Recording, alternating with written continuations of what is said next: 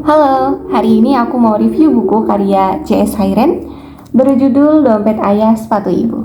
Buku ini mengajak kita untuk berefleksi diri sendiri mengenai keluarga yang seutuhnya. Siapapun yang pernah hidup di perantauan, jauh dari keluarga, berasal dari kampung menuju kota besar, pasti akan relate dengan cerita di buku ini.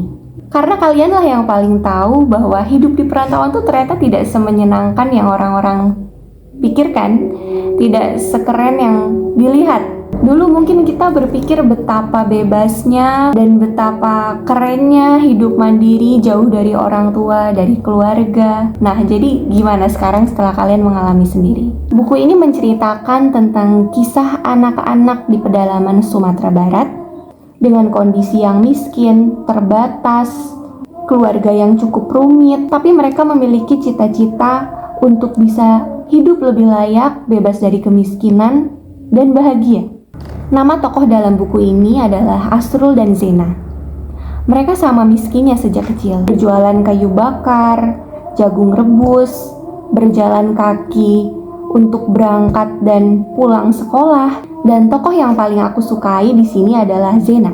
Walaupun dia yang paling banyak bikin aku nangis sih, karena perjuangannya mengumpulkan uang untuk sekolah, kemampuannya bertahan hidup ketika dia harus kuliah, sampai kesabarannya yang luar biasa saat dia sudah menikah.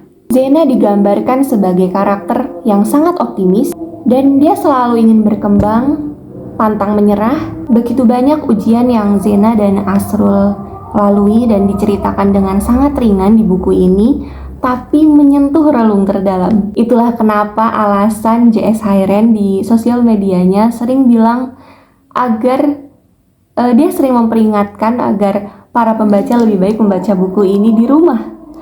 Intinya tidak boleh di tempat umum guys, karena ya kalian mungkin akan malu ketika kalian nangis gak berhenti-berhenti.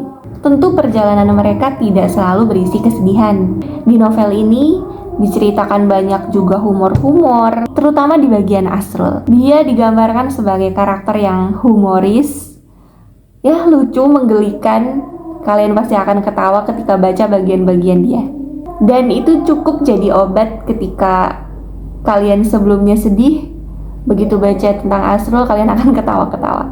Pada akhirnya mereka dengan cita-cita masing-masing berhasil meningkatkan taraf hidup keluarga mereka. Asrul yang menjadi wartawan, Zena yang menjadi guru, sama-sama mengajarkan kepada kita bahwa selagi kita punya semangat, semustahil apapun kelihatannya, pasti akan berhasil.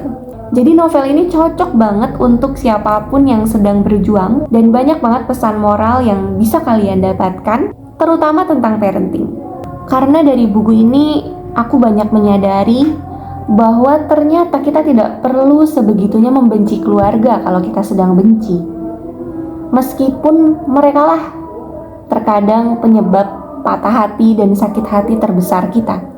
Aku bacakan salah satu quotes yang paling aku suka yang ada di buku ini. Karena J.S. Hayren ini uniknya di setiap bukunya selalu dia menyematkan quotes sebelum babnya dimulai. Dan quotes-quotes itulah yang kemudian memicu para pembaca merasakan roller coaster perasaan mereka. Quotes yang aku bacakan ini ada di episode 25, hampir selesai, hampir terakhir, dan ini adalah yang paling aku suka. Ibumu punya retak, ayahmu punya retak. Memaafkan mereka adalah obat segala obat. Satu hal lagi yang kalian akan tahu setelah kalian sampai di halaman terakhir, bahwa cerita ini adalah kisah nyata guys. Dan dompet, sepatu yang ada di judul ini adalah saksi bisu perjuangan mereka.